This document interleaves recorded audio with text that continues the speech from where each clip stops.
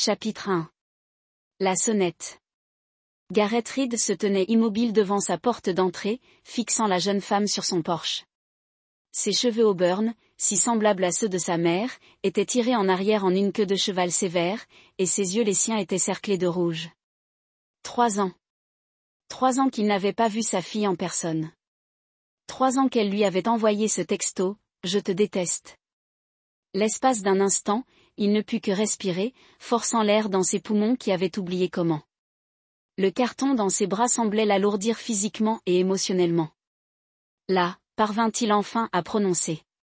Sa voix lui semblait étrangère. « Papa », répondit-elle à peine audible. « Je peux entrer ?» Gareth s'écarta, ses mouvements mécaniques. Sa spacieuse maison de Ridgewood Heights lui parut soudain claustrophobe. La maison avait contribué à sa réhabilitation après le divorce. Une déclaration à la communauté, Gareth Reed ne pouvait être détruit. Ni par Marlène, ni par personne. Léa se tenait maladroitement dans l'entrée, serrant la boîte comme un bouclier. Je l'ai trouvée dans le placard de maman. Sa voix se brisa. Le visage de Gareth resta impassible. Des années passées à contrôler ses émotions dans le monde des affaires lui avaient aussi été utiles dans sa vie personnelle.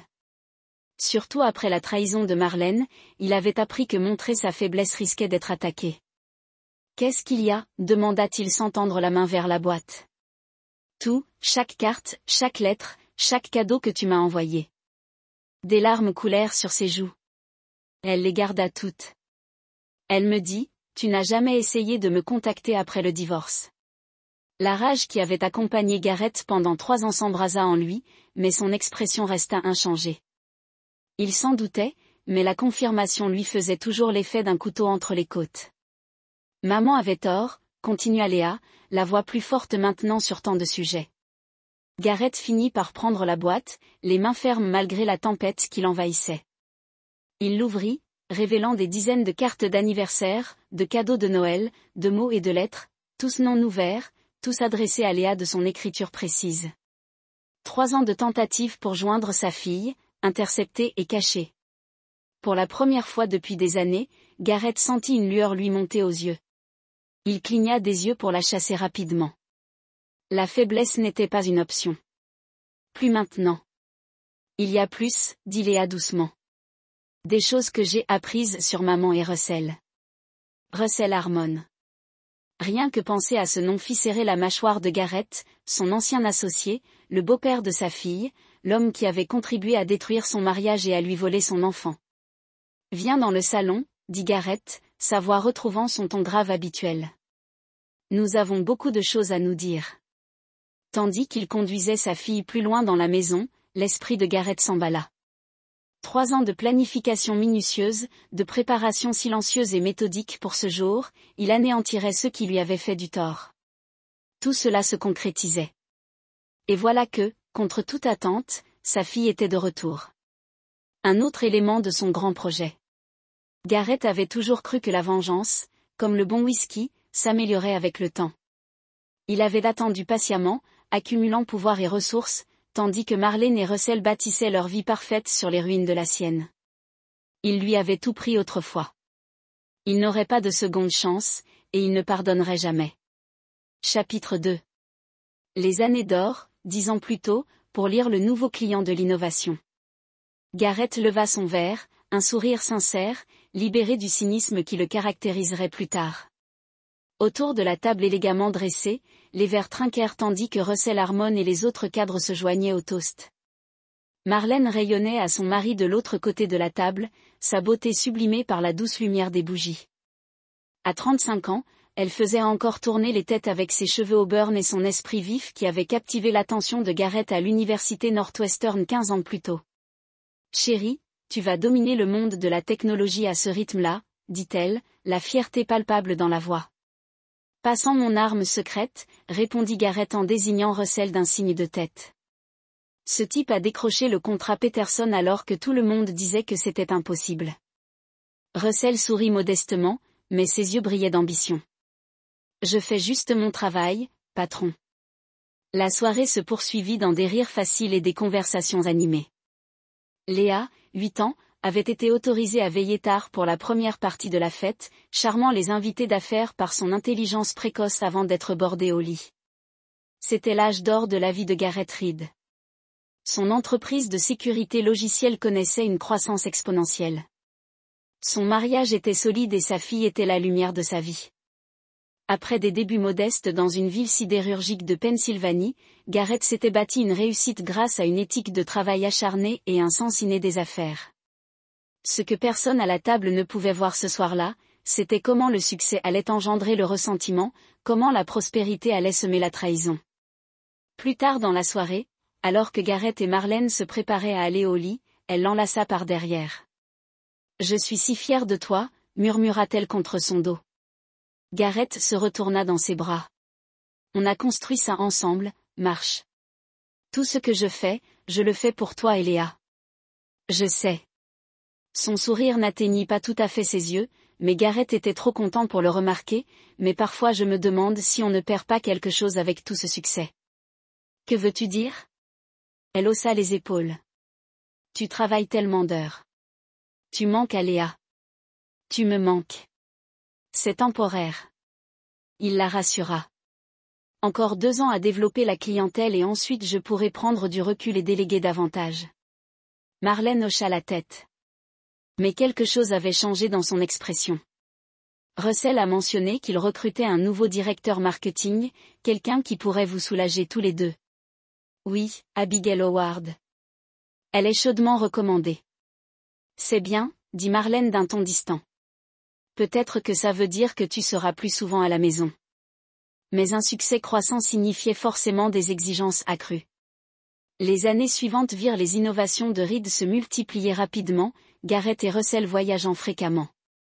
Abigail Howard se révéla une excellente recrue, apportant de nouveaux clients et des stratégies marketing innovantes. À eux trois, Garrett, Russell et Abigail, ils formèrent une équipe imbattable. Tandis que Marlène devenait de plus en plus distante, ce que Garrett ne voyait pas, c'était comment Marlène commençait à se confier à Russell lors des événements de l'entreprise. Les regards fugaces, les attouchements accidentels, les plaisanteries privées lui manquaient. Il était aveugle à l'intimité grandissante entre sa femme et son associé. Trop concentré sur la construction d'un empire pour en remarquer l'effondrement.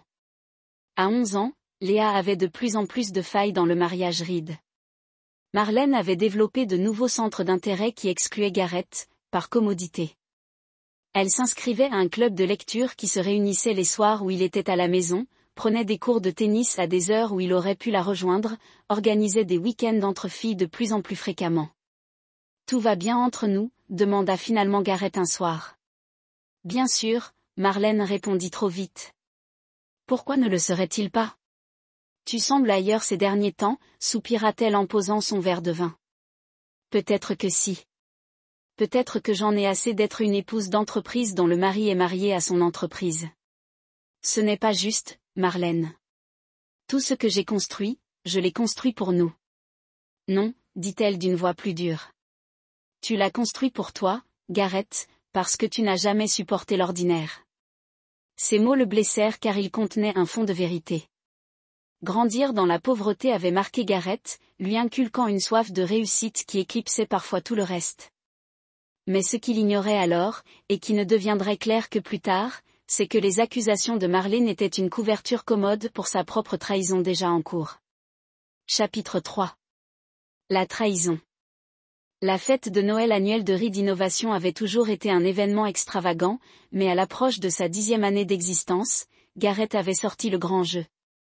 L'événement s'est déroulé au Lakezid Manor, avec des sculptures de glace, un orchestre live et suffisamment de mets gastronomiques et d'alcool haut de gamme pour rassasier les 300 invités. Abigail Howard s'approcha de Garrett qui observait la fête depuis un coin tranquille. « Tu te caches de ta propre fête ?» demanda-t-elle en lui tendant un scotch frais. Garrett sourit à son directeur marketing. À 40 ans, Abigail était plus belle que conventionnelle, avec une intelligence vive derrière ses yeux gris et une attitude pragmatique qui avait bien servi l'entreprise. « Je prends juste un moment pour apprécier tout ça, » répondit-il.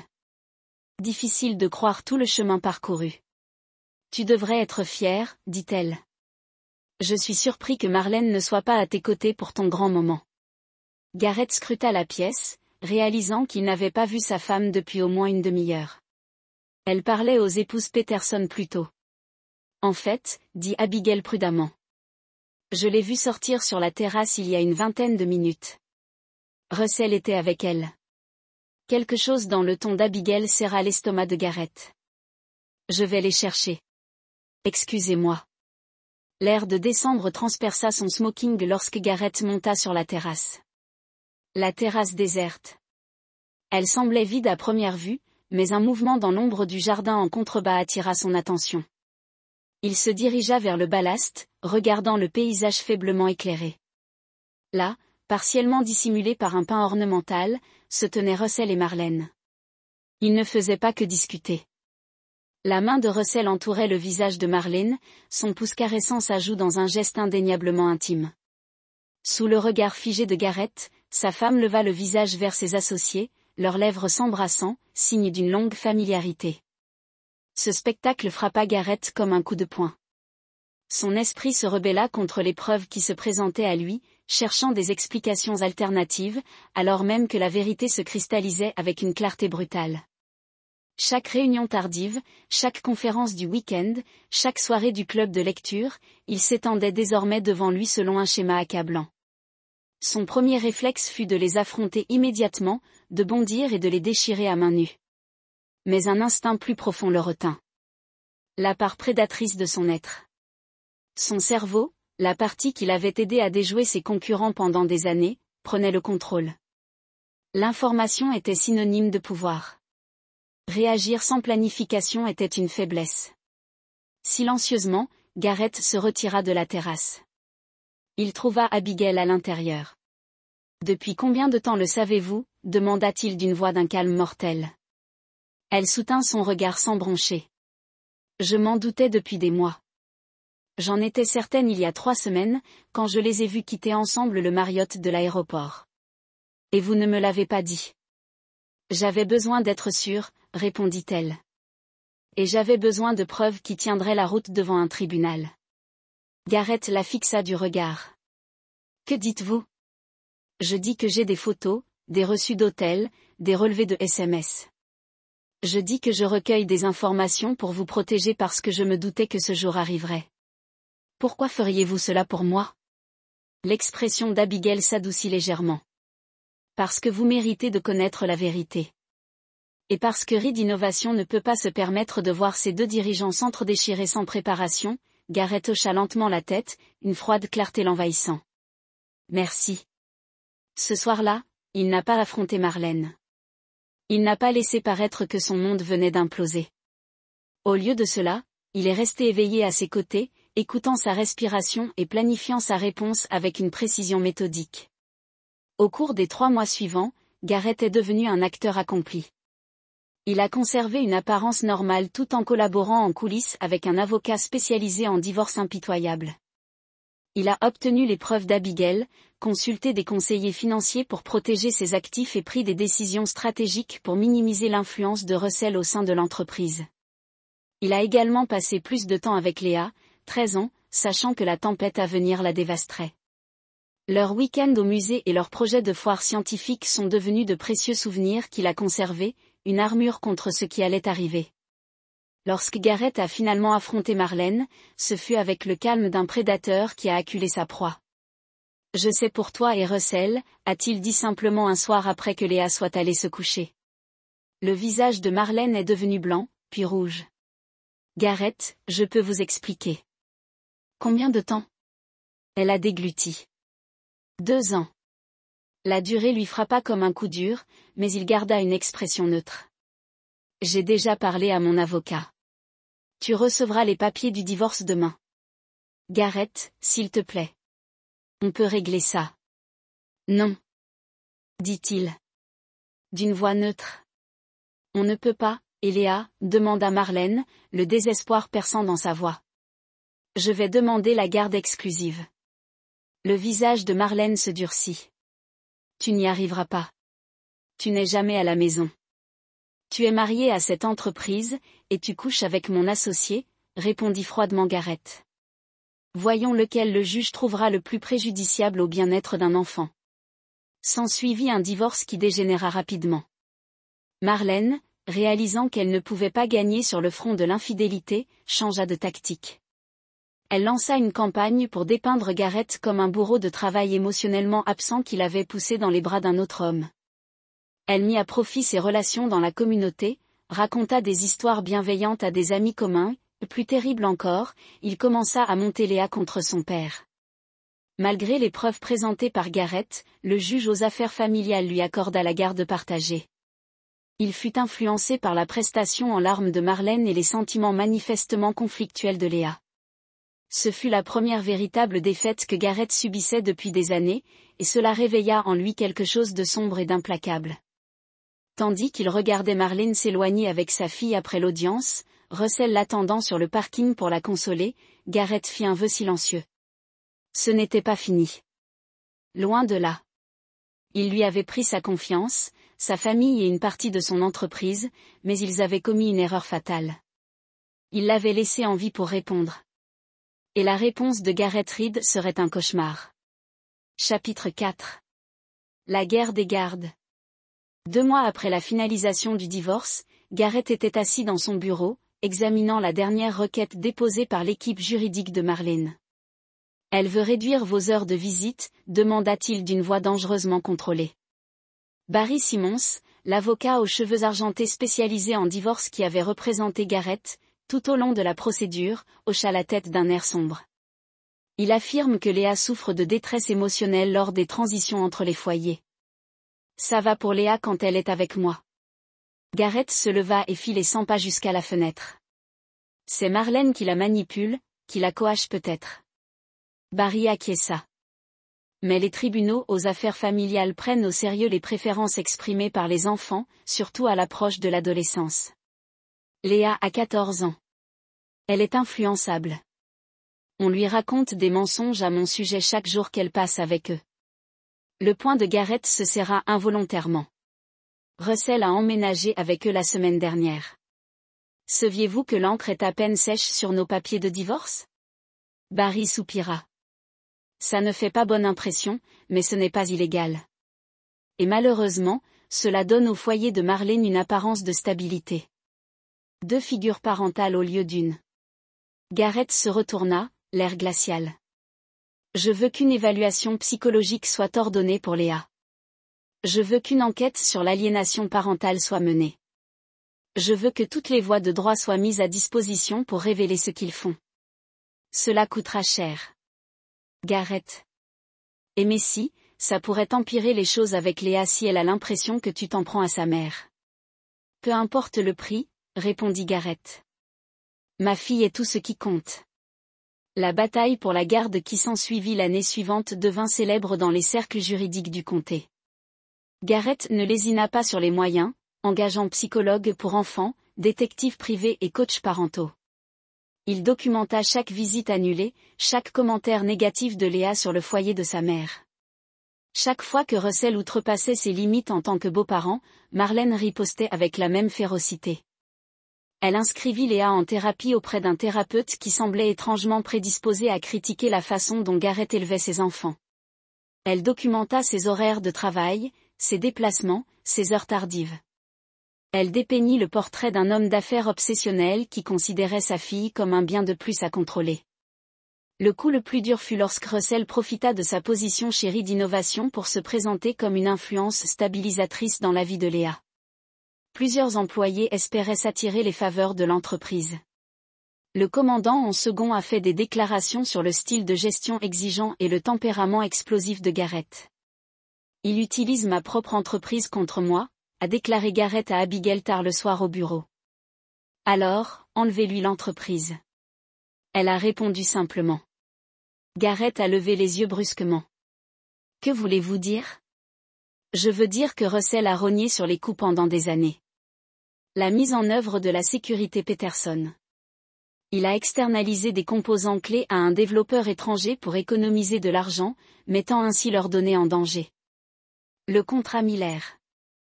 Il a promis des fonctionnalités que nous n'avions même pas encore développées. Vous en avez la preuve. Abigail a souri légèrement. Je tiens des registres minutieux, Gareth. Je l'ai toujours fait. La réunion suivante du conseil d'administration a été l'équivalent d'un bain de sang. Fort des preuves méticuleusement documentées d'Abigail, Gareth a systématiquement démantelé la position de Russell au sein de l'entreprise, révélant des raccourcis, de fausses promesses aux clients et des manquements à l'éthique qui violaient leur politique de gouvernance. À la fin de la réunion, Russell était non seulement démis de ses fonctions, mais il risquait également d'être poursuivi civilement par des clients trompés. Son parachute doré avait été réduit en miettes. Ce soir-là, Gareth reçut un appel furieux de Marlène.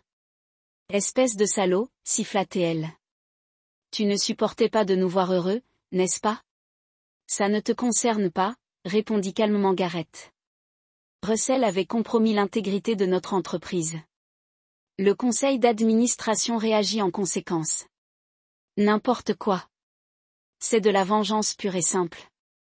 Pense ce que tu veux, Marlène, mais tu devrais peut-être te demander sur quoi d'autre il a menti. L'appel se termina par un cri de rage de Marlène, mais Gareth n'en ressentit aucune satisfaction. Dénigrer Russell professionnellement avait été nécessaire, mais ce n'était qu'une première étape. Plus important encore, cela n'avait rien fait pour réparer sa relation avec Léa, qui continuait de se détériorer sous l'influence de Marlène. À 15 ans, Léa, ses visites à Gareth étaient devenues des exercices de ressentiment silencieux.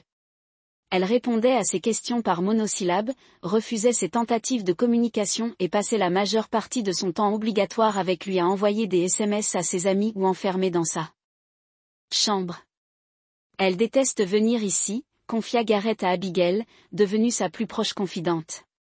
Chaque fois que je la prends dans mes bras, c'est comme si je la kidnappais. Elle ne te déteste pas, dit Abigail. Elle est confuse. Les adolescents ont une vision manichéenne, et Marlène vous a dépeint comme le méchant. Comment lutter contre cela ? On ne peut pas lutter directement. On ne peut qu'être cohérent, présent et attendre que Léa découvre la vérité par elle-même. Mais attendre n'avait jamais été le point fort de Gareth. Après un autre week-end désastreux où Léa avait refusé de se joindre à un dîner de famille avec ses parents, Gareth a pris une décision difficile. Il a demandé une modification de l'accord de garde, demandant que les préférences de Léa soient officiellement prises en compte par le tribunal. L'audience a été brève et dévastatrice. Léa, maintenant âgée de 15 ans, a déclaré au juge en larmes qu'elle souhaitait limiter les visites avec son père à un week-end par mois. Il travaille tout le temps, a-t-elle dit, les yeux baissés. Et il est tout le temps en colère. Il dit des méchancetés à maman et à Russell. Lorsqu'on lui a demandé des exemples précis, les réponses de Léa étaient vagues, des arguments clairement répétés que Marlène lui avait servi. Mais le mal était fait. Le juge, constatant les propos de Léa, en raison de son âge et de sa détresse apparente, il a modifié l'accord de garde afin de réduire le temps que Gareth passait avec sa fille. À la sortie du tribunal, Marlène s'est approchée avec un semblant de compassion. « C'est toi qui as cherché ça, Gareth. Si tu acceptais notre bonheur au lieu d'essayer de le détruire. » « Va-t'en, Marlène. » interrompit Gareth d'une voix d'un calme mortel. « Va-t'en tant que tu le peux encore. » Russell s'avança et posa une main possessive sur le bas du dos de Marlène. « Est-ce une menace, Gareth ? Parce que je serais ravi d'obtenir une ordonnance restrictive. » Gareth regarda l'homme qui avait été son partenaire de confiance, observant le costume du créateur acheté avec l'argent de Reed Innovation, une satisfaction béate dans ses yeux. « Pas une menace, » répondit froidement Gareth. « Une promesse. Ce n'est pas fini. » En les regardant partir avec sa fille, une idée se cristallisa dans son esprit. Le système judiciaire l'avait laissé tomber. Les méthodes conventionnelles l'avaient laissé tomber. Il était temps de trouver des solutions non conventionnelles. Ce soir-là, il appela Vincent Blackwood, un vieil ami d'université qui avait des contacts dans les milieux juridiques et non juridiques. « J'ai besoin de ton aide, Vince, » dit Gareth lorsque l'homme répondit. « Pas de question. » Il y eut un silence avant que Vincent ne réponde. « Je t'écoute. » Chapitre 5. Les années silencieuses. Le 16e anniversaire de Léa arriva et passa, la carte et le cadeau de Gareth étant retournés sans avoir été ouverts. Ses appels téléphoniques tombèrent directement sur la messagerie vocale. Ses SMS restèrent sans réponse. Le mur entre eux était devenu impénétrable, renforcé chaque jour par l'influence de Marlène et Russell. Mais Garrett était loin d'être inactif pendant cette période d'éloignement. Avec l'aide de Vincent Blackwood, il commença à recueillir des informations, non pas pour une nouvelle bataille juridique ratée, mais pour quelque chose de bien plus durable. Russell a des ennuis. Vincent fit son rapport lors d'une de leurs rencontres dans un restaurant quelconque en dehors de la ville. Après que vous l'ayez forcé à quitter Reed Innovation. Il a essayé de créer sa propre entreprise de sécurité, mais sa réputation était trop entachée. Il travaille maintenant comme directeur des ventes pour Comp Solutions, gagnant environ un tiers de ce qu'il gagnait auparavant. Et Marlène n'était pas ravie de la dégradation de son niveau de vie. Ils ont dû vendre la maison de Ridgewood Heights et emménager dans un appartement à Westlake. J'ai parlé de reprendre les saignements, mais pour l'instant, ce ne sont que des paroles en l'air. Garrett hocha la tête, assimilant l'information. Et Léa. L'expression de Vincent s'adoucit légèrement, en difficulté. Ses notes ont baissé. Elle fréquente un nouveau groupe. Des jeunes plus audacieux. La police a interrompu quelques fêtes, mais elle n'a pas été arrêtée. Une pointe d'inquiétude traversa Garrett. Est-elle en danger? Pas immédiatement, mais elle cherche quelque chose. De la stabilité, peut-être. Elle ne la trouve pas chez elle. Quoi d'autre? Vincent glissa un dossier sur la table. Russell a des habitudes curieuses, des dettes de jeu au River City Casino, une cliente qu'il rencontre au Marriott de l'aéroport 2 fois par mois et des investissements douteux qui sentent le désespoir. Garrett ouvrit le dossier, parcourant les photos de surveillance, les relevés bancaires et les rapports détaillés. Il trompe Marlène. Justice poétique, remarqua Vincent. Pas assez, répondit Garrett en refermant le dossier. Pas assez, loin de là. Pendant l'année qui suivit, Garrett entretint cette double vie. Monde. Il était le PDG prospère de Reed Innovation, développant l'entreprise à l'international et développant de nouveaux protocoles de sécurité révolutionnaires. Il fréquentait occasionnellement des femmes indépendantes et sophistiquées qui posaient peu de questions sur son passé et étaient moins exigeantes quant à son avenir, mais sa véritable préoccupation restait son plan de vengeance élaboré. Il acheta un garde-meuble sous le nom d'une société écran, le remplissant peu à peu d'objets qui s'avéreraient plus tard cruciaux. Il cultiva des relations avec des personnes proches de Marlène et Russell, le conseiller d'orientation de Léa, le gérant de leur immeuble, et même le barista du café que Russell fréquentait. Plus important encore, il commença à rassembler ce qu'il appelait la boîte à vérité, un dossier complet sur la trahison de Marlène et Russell, leur manipulation de Léa et leurs échecs ultérieurs. Chaque mensonge, chaque manipulation, chaque promesse non tenue était documentée, datée et conservée. Abigail, promue directrice des opérations de Reed Innovation, était la seule personne à connaître l'étendue de l'obsession de Garrett. Ce n'est pas sain, lui dit-elle sans détour après l'avoir surpris à travailler tard un soir. Organisant méticuleusement les nouveaux ajouts à la boîte. Tu les laisses te dévorer, tu ne les consommes pas, corrigea Garrett. Se concentrer, il y a une différence, n'est-ce pas? Tu as bâti une entreprise formidable. Tu pourrais fonder une autre famille si tu le voulais. Au lieu de ça, tu investis ton énergie à punir des gens qui n'en valent pas la peine. Garrett leva les yeux, le regard froid. Ils m'ont pris ma fille, Abigail. Ils l'ont montée contre moi avec des mensonges. Que veux-tu que je fasse? Pardonner et oublier. Non, dit-elle doucement.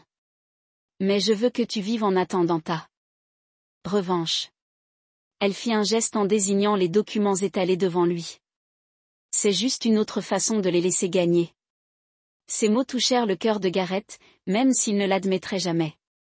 Le lendemain, il créa un fonds pour les études supérieures de Léa dans un fonds distinct, auquel Marlène et Russell ne pouvaient pas toucher.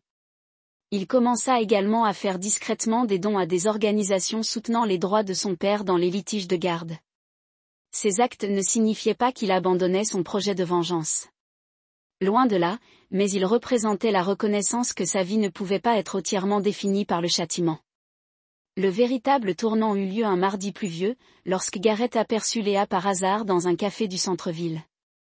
Âgée de 17 ans, elle était assise seule, les cheveux teints en noir, l'air solennel, tandis qu'elle dessinait dans un carnet.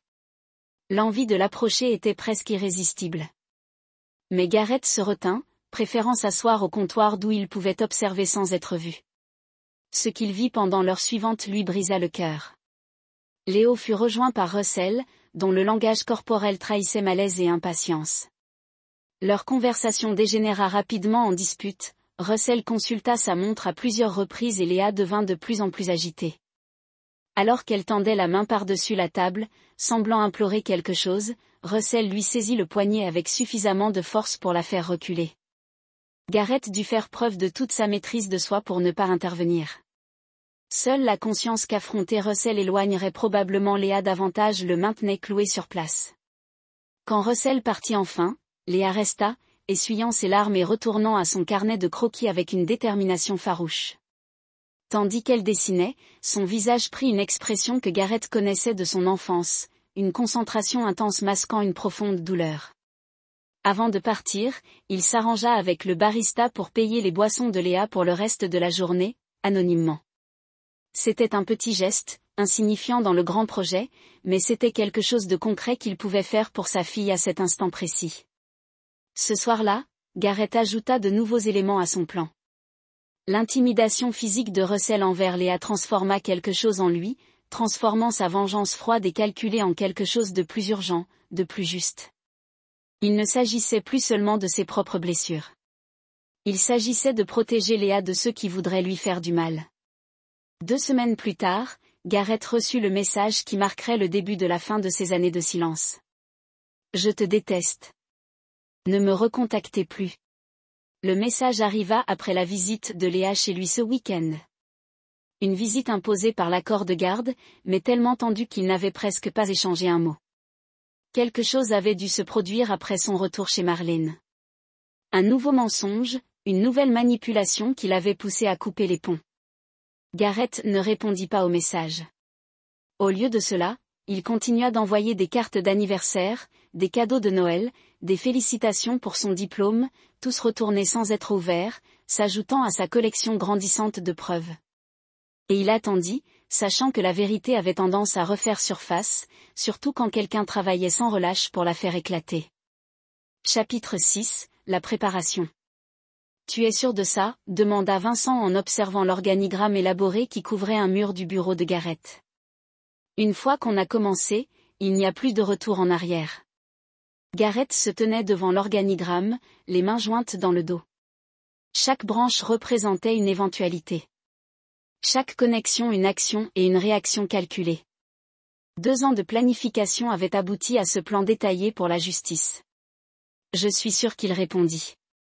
Léa aura 18 ans le mois prochain. Elle sera légalement majeure, échappant au contrôle immédiat de Marlène. Cela ne veut pas dire qu'elle se mettra soudainement à répondre à vos appels. Je ne m'attends pas à ce qu'elle le fasse. Gareth dit, mais cela signifie que les barrières juridiques entre nous disparaîtront, et que nous pourrons enfin nous défaire de Marlène et Russell. Vincent observa le visage de son ami. Les 2 hommes se connaissaient depuis leur première année d'université, lorsqu'ils avaient été assignés comme colocataires. Vincent, le fils privilégié d'un juge fédéral, et Gareth, l'étudiant boursier cumulant 2 emplois pour survivre. Leur amitié avait traversé des décennies, bâtie sur le respect mutuel et la compréhension que les 2 hommes fonctionnaient selon leurs propres codes moraux plutôt que selon les conventions de la société. « Tu as pensé aux dommages collatéraux ?» demanda Vincent. « Pas seulement pour eux, mais pour toi. Pour Léa. » Chaque jour pendant 3 ans, répondit Gareth. C'est pourquoi le plan est si précis. Des frappes chirurgicales, pas des bombardements massifs. Vincent hocha lentement la tête. Bon, revoyons ça une dernière fois. Pendant les 3 heures qui suivirent, ils passèrent en revue chaque phase de ce que Gareth avait baptisé l'opération vérité. Cela commença par une pression financière, subtile au début, puis de plus en plus forte. Les dettes de jeu de Russell seraient rachetées par une société écran contrôlée par Vincent, puis toutes interpellées d'un coup.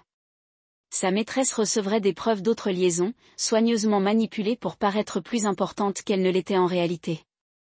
Pendant ce temps, Marlène verrait son statut social systématiquement démantelé.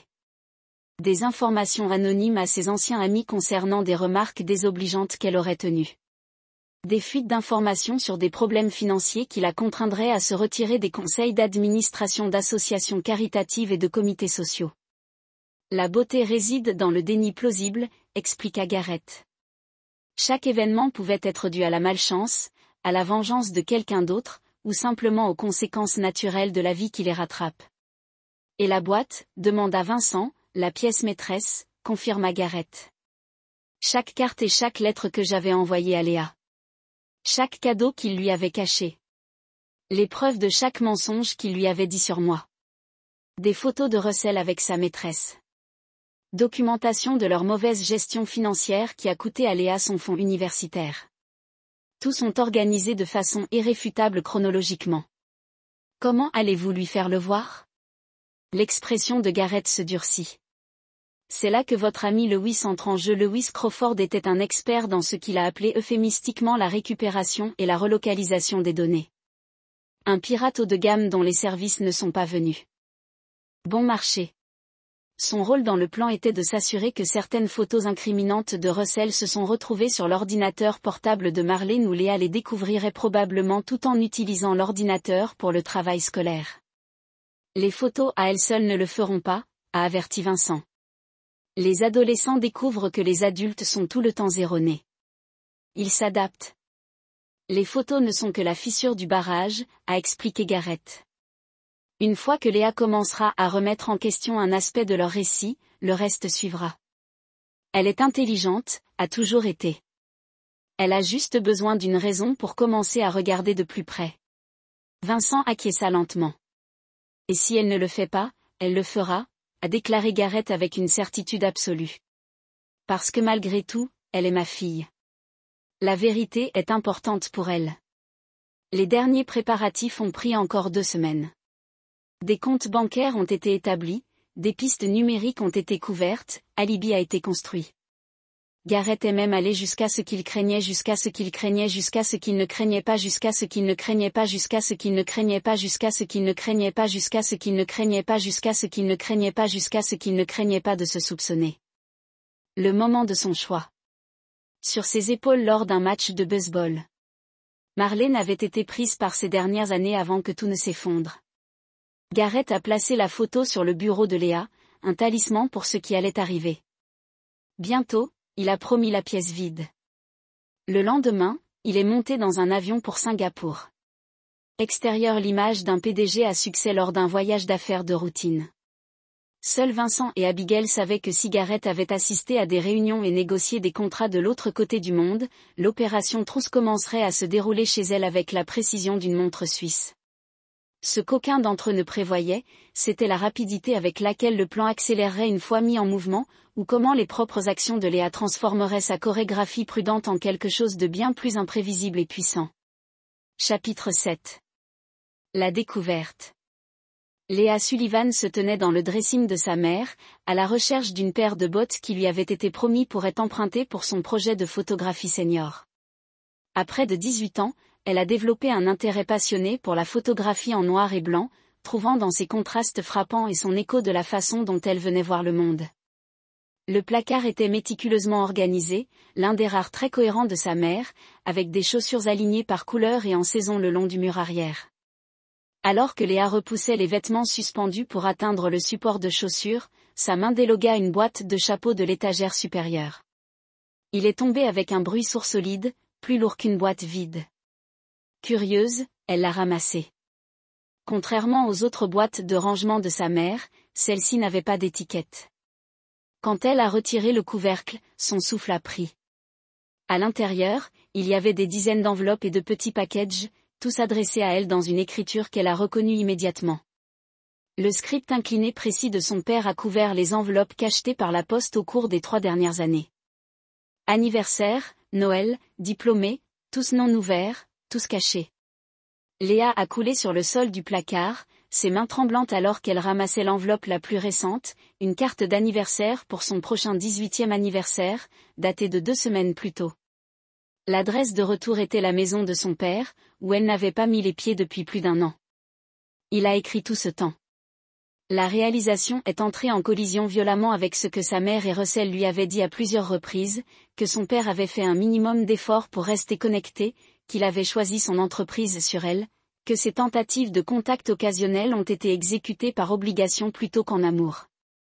Avec une urgence croissante, Léa a commencé à ouvrir les enveloppes, à commencer par la plus ancienne. Chacun contenait non seulement une carte, mais une lettre, parfois des pages longtemps, détaillant la vie de son père, posant des questions sur les siennes, exprimant son amour et son espoir qu'un jour il se reconnecterait. Un paquet contenait un bracelet en argent délicat avec un charme d'étoiles, une référence à leur nuit d'observation des étoiles lorsqu'elle était plus jeune. Une autre a tenu une copie de première édition de son livre d'enfance préféré. Chaque cadeau était réfléchi, personnel, choisi avec une connaissance intime de qui elle était. Des larmes coulaient sur le visage de Léa alors qu'elle lisait la lettre après lettre. La vérité des 3 dernières années se réécrivant dans son esprit. Un passage d'une lettre de Noël l'a particulièrement frappée. Je suis passé par votre concert d'école hier soir. Je me tenais à l'arrière en espérant un aperçu que vous jouiez votre violoncelle. Le gardien de sécurité m'a demandé de partir quand je ne pouvais pas produire de billets. J'ai expliqué que vous étiez ma fille, mais sans papier de garde pour cet événement spécifique, il ne pouvait pas me laisser rester. Je me suis assis dans ma voiture dans le parking et j'ai plutôt imaginé la musique. Sa mère lui avait dit que son père n'avait même pas répondu à l'invitation de concert. Les heures passaient alors que Léa a rassemblé cette histoire alternative. Finalement, le son de l'ouverture de la porte de garage l'a rejetée vers le présent. À la hâte, elle a tout rassemblé dans la boîte, mais au lieu de la retourner sur l'étagère, elle l'a serrée à sa poitrine et est sortie du placard juste au moment où sa mère entra dans la chambre. « Léa, qu'est-ce que tu fais ici ?» demanda Marlène, puis se figea quand elle a vu la boîte. « Pourquoi m'as-tu caché ?» demanda Léa, sa voix brute en pleurant. Le visage de Marlène pâle. « Chérie, c'est compliqué. » « Non, ce n'est pas le cas. Tu m'as menti. Pendant des années, vous m'avez dit qu'il s'en fichait, qu'il était trop occupé pour moi. Mais il a écrit chaque mois. Lui a envoyé des cadeaux. Il a essayé de venir à mon concert. Léa, tu ne comprends pas à quoi ressemble ton père. Je pense que je commence à le faire. Léa la coupe. Ce n'est pas lui qui m'a menti. Russell est apparu dans la porte derrière Marlène, son expression passant rapidement de la confusion à l'alarme quand il a repéré la boîte. Que se passe-t-il ? Il a demandé, bien que ses yeux aient dit qu'il le savait déjà. Saviez-vous cela ? demanda Léa. L'hésitation de Russell était une réponse suffisante. Comment pourriez-vous ? La voix de Léa s'est brisée. Vous deux. Comment pourriez-vous me garder ça ? Nous vous protégerions. Marlène a insisté. Votre père, il est vindicatif, manipulateur. Après ce qu'il a fait à Russell dans l'entreprise, c'était des affaires. Russell intervient rapidement. Cela n'avait rien à voir avec toi, Léa. Mais Léa a vu quelque chose dans leurs regards échangés. Une complicité qui a envoyé de la glace dans ses veines. Plus de mensonges. Toujours plus de mensonges. Je prends ça, dit-elle, tenant la boîte plus serrée. Ceci était destiné pour moi. Léa, attendez. Sa mère commença, atteignant son bras. Ne me touchez pas, Léa s'éloigna. J'ai besoin de penser. J'ai besoin de sortir d'ici. Elle les a dépassés, se précipita dans sa chambre où elle jeta des vêtements dans un sac à dos. La boîte de lettres est entrée ensuite, soigneusement nichée entre les couches de vêtements. Son téléphone elle est laissé sur le lit. Elle ne pouvait pas supporter d'entendre leurs excuses, leurs justifications. Le trajet en bus à travers la ville jusqu'au quartier de son père était surréaliste. Léa n'était pas allée chez lui depuis plus d'1 an, pas depuis qu'elle avait envoyé cet horrible texte. Des mots qui lui ont été nourris par Russell après avoir montré ses courriels fabriqués, suggérant que son père essayait de saboter ses demandes de collège pour la forcer à travailler dans son entreprise. Un autre mensonge, elle réalisa maintenant les pièces se mettant en place avec une clarté essayante. Quand elle a atteint la rue de son père, le doute l'a soudainement saisie. Et s'il ne voulait pas la voir ? Et si 3 ans de rejet avaient durci son cœur contre elle ? La pensée a fait vaciller ses pas alors qu'elle s'approcha de l'imposante maison. Mais quelque chose l'a poussée en avant. Peut-être le poids de la vérité dans le sac à dos qu'elle portait. Peut-être le besoin désespéré de récupérer ses années perdues. Son doigt pressa la porte avant de pouvoir reconsidérer. De longs moments passaient. Puis la porte s'ouvrit et son père se tenait devant elle. Son expression passant de la politesse réflexive au choc à un espoir soigneusement gardé. Léa, dit-il, son nom presque une question dans sa bouche. Papa, le mot se sentait à la fois étranger et familier. Puis-je entrer ? Il s'est écarté sans mot et Léa est entrée dans la maison qu'elle avait appelée à la maison. Il sentait le même bois de santal et le même café et le citron polonais sur lequel son père a insisté pour les meubles en bois. Dans le hall, elle a permis de ne pas avoir suspendu son sac à dos et a soigneusement retiré la boîte. J'ai trouvé cela dans le placard de maman. Sa voix s'est brisée alors qu'elle le tenait à lui. Alors que son père ouvrait la boîte et voyait son contenu, quelque chose se déplaça sur son visage. Une fissure à l'extérieur composée. Il a toujours maintenu. Ses mains, généralement si stables, tremblaient légèrement alors qu'il soulevait l'un des cartes non ouvertes. Elle vous les a gardées de vous, a-t-il dit. Une déclaration plutôt qu'une question. Tous. Elle m'a dit que vous n'aviez jamais essayé de me contacter. Que vous étiez trop occupé avec l'entreprise pour s'en soucier. Les yeux de son père se fermèrent brièvement, la douleur se gravant dans les lignes qui les entourent. Quand il les a recommencées, ils brillèrent de larmes non-vitesse. Maman avait tort, a poursuivi Léa, ses propres yeux se levant à nouveau sur tant de choses. Le barrage s'est alors cassé, des larmes coulant sur son visage. Je suis désolée, papa. Je suis vraiment désolée pour ce texte pour les croire. Non. Sa voix était ferme malgré sa rugosité. Vous n'avez rien à vous excuser, Léa. Vous étiez un enfant pris entre des adultes qui auraient dû vous protéger de ce genre de douleur. Il a mis la boîte de côté et après un moment d'hésitation, a ouvert ses bras. Léa entra dans son étreinte, l'odeur familière de ses souvenirs de déverrouillage de colonne qu'elle avait supprimés pendant des années. Pour la première fois depuis très longtemps, elle se sentait en sécurité. Ce qu'aucun d'eux ne savait à ce moment de réconciliation, c'est que n'était que le début, que la boîte de lettres ne représentait qu'une fraction des vérités sur la révélation. Chapitre 8. La confrontation. 3 jours après l'arrivée de Léa à son domicile, Gareth s'est assis dans son étude en examinant les contrats lorsque le système de sécurité a annoncé des visiteurs à la porte. Le flux de la caméra a montré le SUV de Marlène avec elle et Russell à l'intérieur. Les bloquer était son premier instinct, mais il a reconsidéré. Cette confrontation était inévitable. Il vaut peut-être mieux la voir selon ses conditions, sur son territoire.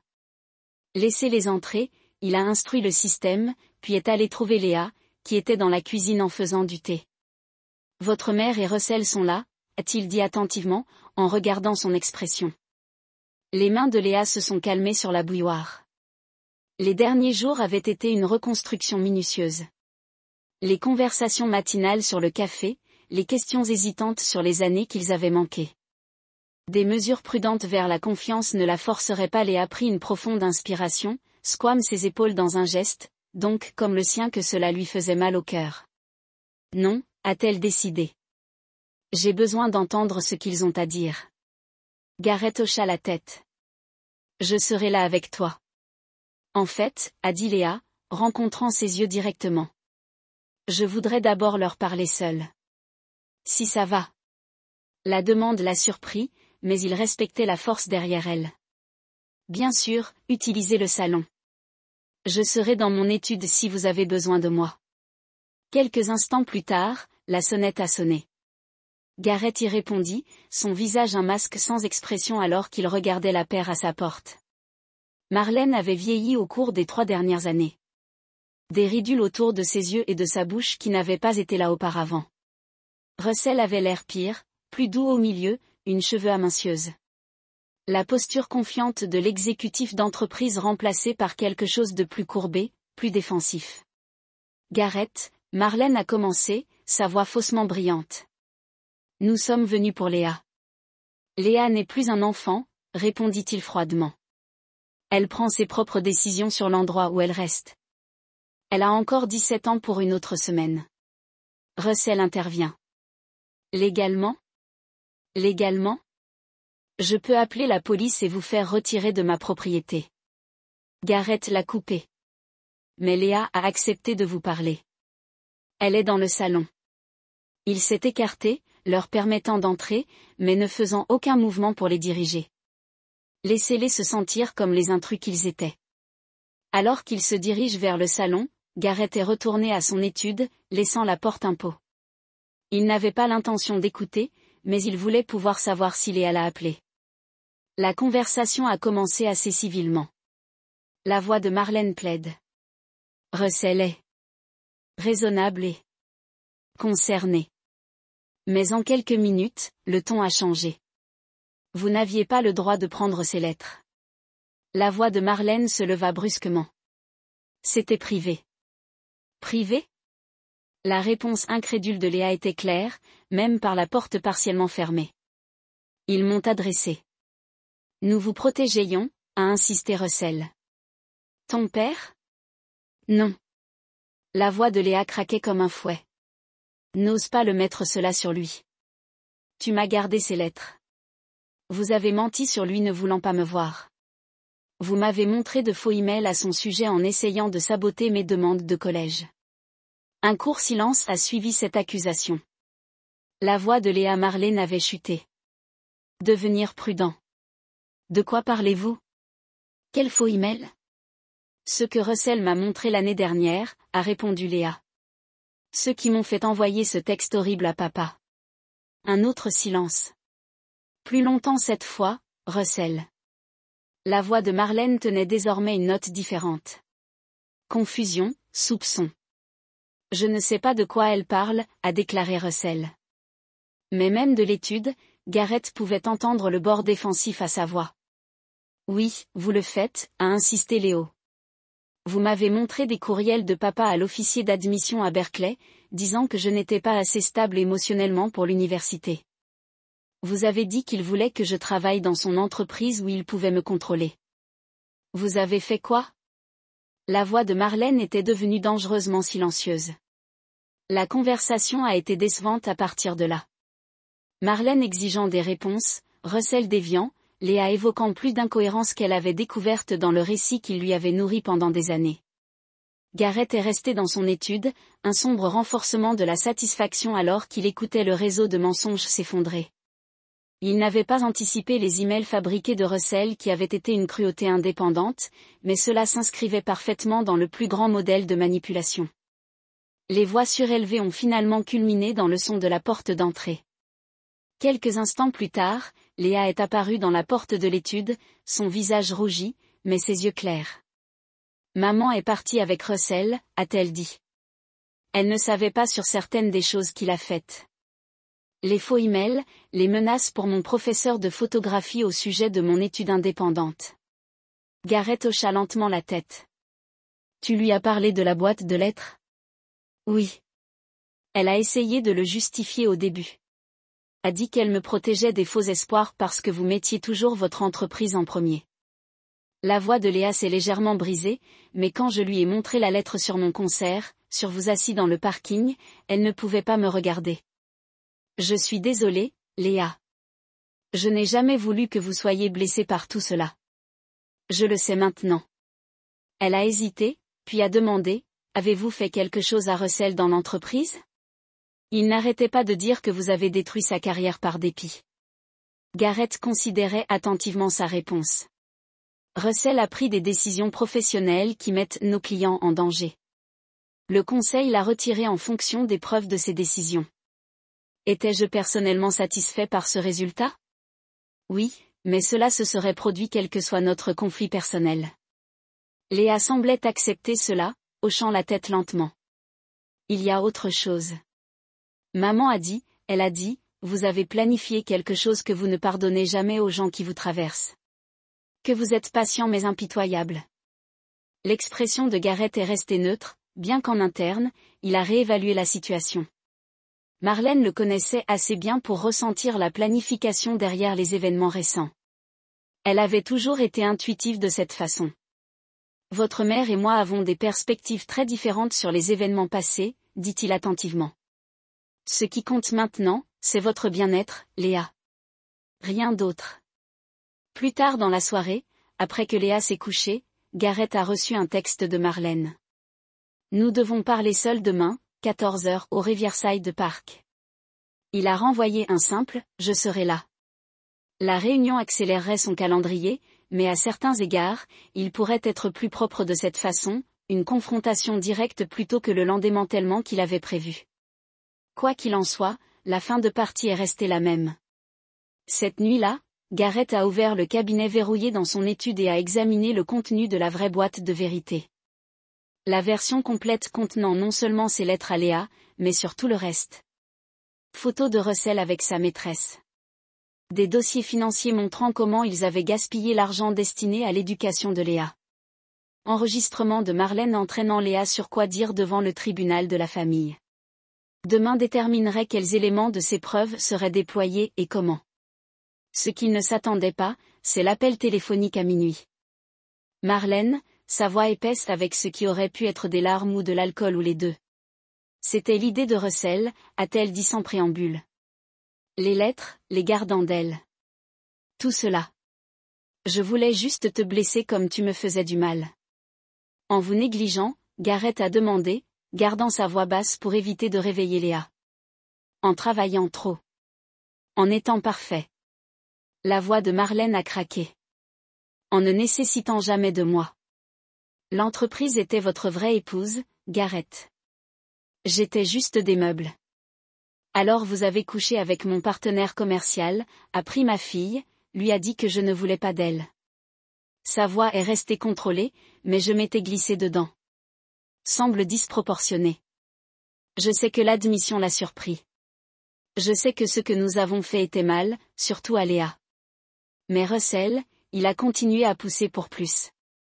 Les faux courriels, les mensonges sur vous menaçant ses professeurs.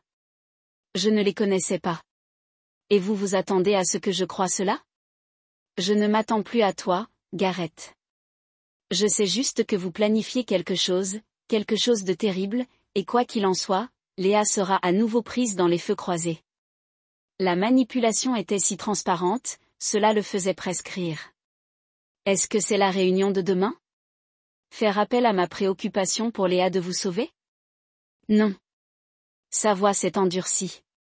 La réunion de demain est que je vous donne une chance de reculer avant d'aller à la police des menaces que vous avez faites contre Russell. Quelles menaces? Demanda-t-il, vraiment surpris. Ceux qu'il reçoit depuis moi. Ceux qui correspondent exactement à votre modèle, patient, détaillé, impitoyable. L'esprit de Gareth a couru. Il n'avait fait aucune menace.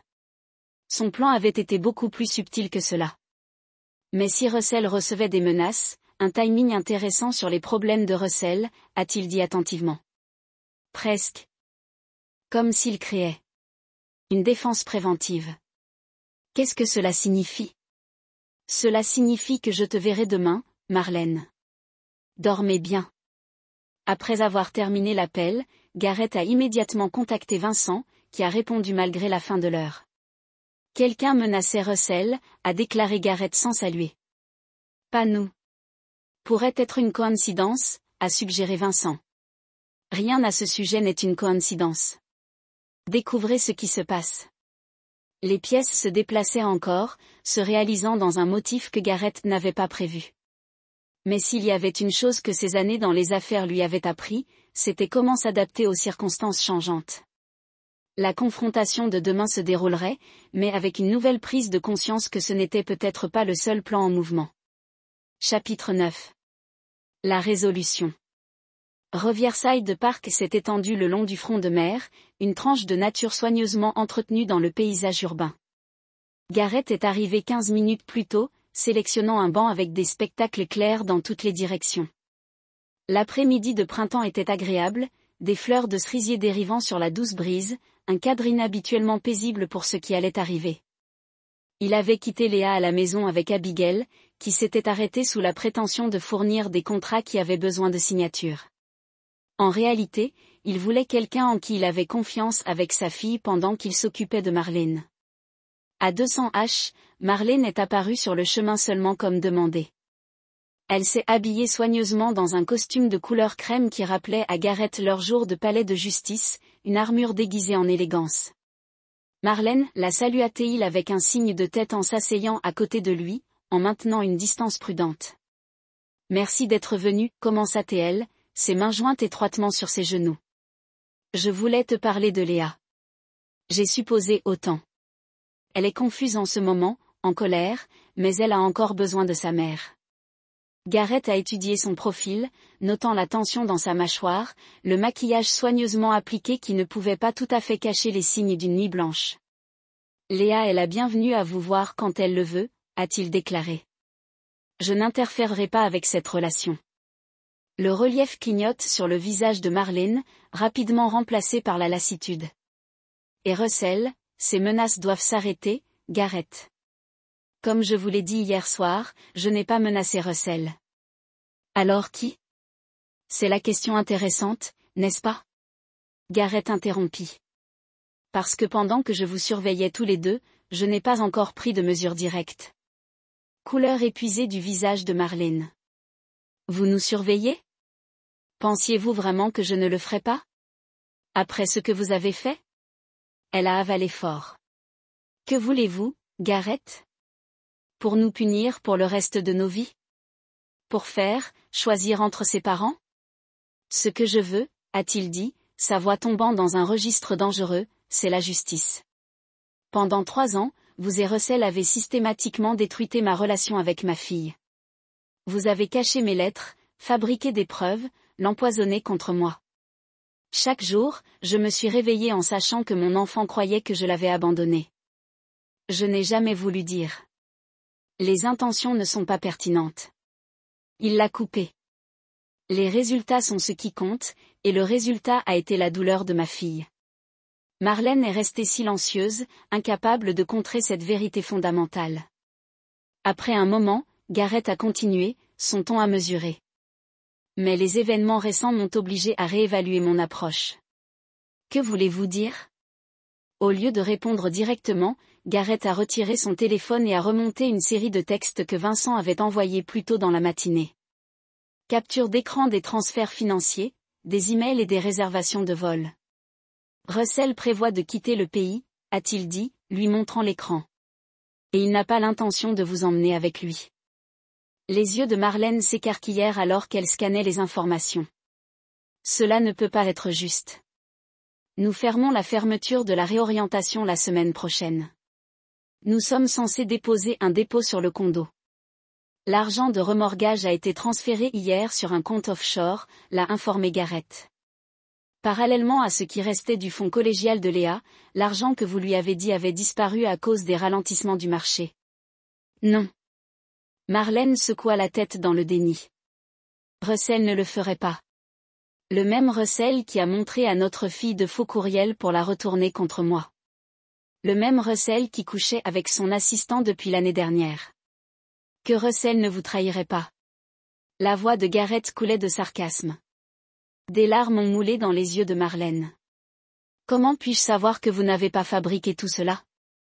En réponse, Gareth lui a remis une enveloppe scellée, des dossiers bancaires, une confirmation de vol, des réservations d'hôtel en bise, une occupation unique, le nom de son avocat qui a été discrètement liquide des actifs, tous vérifiables indépendamment. Les mains de Marlène tremblaient alors qu'elle tenait l'enveloppe sans l'ouvrir. « Pourquoi tu me dis ça ?» demanda-t-elle, sa voix petite. « Parce que malgré tout, tu es toujours la mère de Léa. » L'expression de Gareth est restée impassible. « Et parce que ma querelle n'était jamais juste avec vous. C'était avec vous deux ensemble pour ce que vous avez fait à ma famille.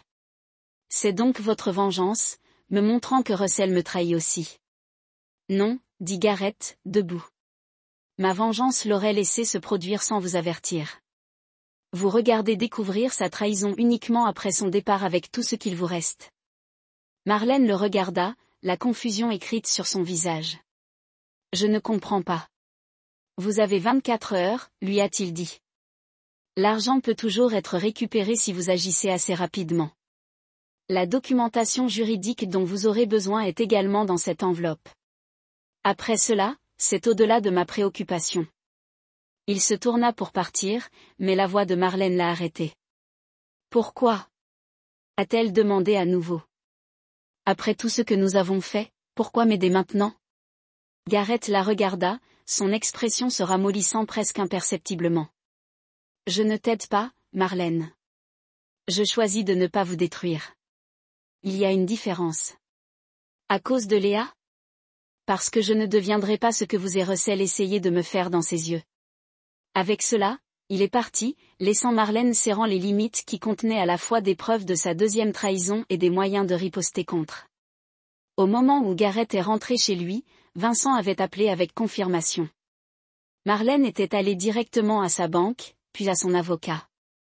La machinerie que Gareth avait mis en mouvement fonctionnait parfaitement, sinon précisément comme il avait conçu à l'origine. Léo était dans l'arrière-cour avec Abigail à son arrivée. Les deux discutent des techniques de photographie à côté de l'étang quoi. Le site a rendu quelque chose de serré dans la poitrine de Gareth légèrement desserré.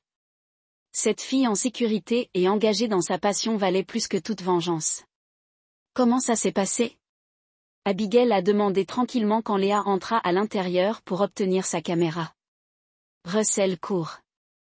Gareth a répondu. J'ai donné à Marlène la preuve. Abigail haussa un sourcil.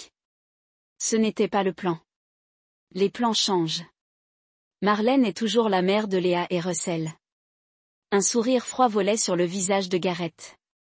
Russell constatera que sa route d'évasion a certaines complications, ce qui implique des réglementations bancaires internationales et des drapeaux sur son passeport. Plus tard dans la soirée, alors que Gareth et Léa partageaient le dîner, son téléphone bourdonnait d'un message de Marlène. Merci. Il n'a pas répondu. Il ne restait plus rien à dire. 3 jours plus tard, l'histoire a éclaté dans les nouvelles locales. Un éminent directeur des ventes arrêté pour fraude et détournement de fonds tout en tentant de fuir le pays. Le nom de Russell a été éclaboussé sur les gros titres. Sa trahison de son entreprise et de sa famille a détaillé dans une spécificité humiliante. Au lendemain, Léa a passé plus de temps avec sa mère, l'aidant à emballer l'appartement qu'il ne pouvait plus se permettre.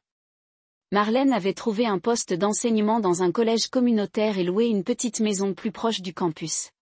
Ce fut une étape importante du style de vie qu'elle avait apprécié pendant son mariage avec Gareth. Mais il y avait une humilité pour elle maintenant qui avait été absente auparavant. Maman est différente, commença Léa un soir alors qu'elle et Gareth se sont assis sur le patio arrière. Calme, plus honnête, je pense. Les gens changent quand ils n'ont pas le choix, a répondu Gareth. Saviez-vous que Russell la volait aussi? Gareth considérait attentivement sa réponse. Je soupçonnais que Russell était capable de trahir quelqu'un si elle servait ses intérêts, y compris votre mère. Léa acquiesça lentement. Elle a dit quelque chose d'étrange hier. Elle a dit, vous auriez pu les détruire tous les deux, mais vous avez choisi de vous arrêter à Russell. Est-ce vrai? La vérité est compliquée, Léa. Qu'est-ce qui compte, c'est que vous et votre mère pouvez avancer maintenant sans pardon? Demanda-t-elle, le regardant de près. Gareth a rencontré le regard de sa fille directement. Certaines choses ne peuvent pas être pardonnées, seulement survécues. Ce que votre mère et Russell vous ont fait pour nous figure dans cette catégorie pour moi. Mais tu n'as pas détruit maman quand tu aurais pu. Non, il a reconnu que non parce que tu l'aimes toujours.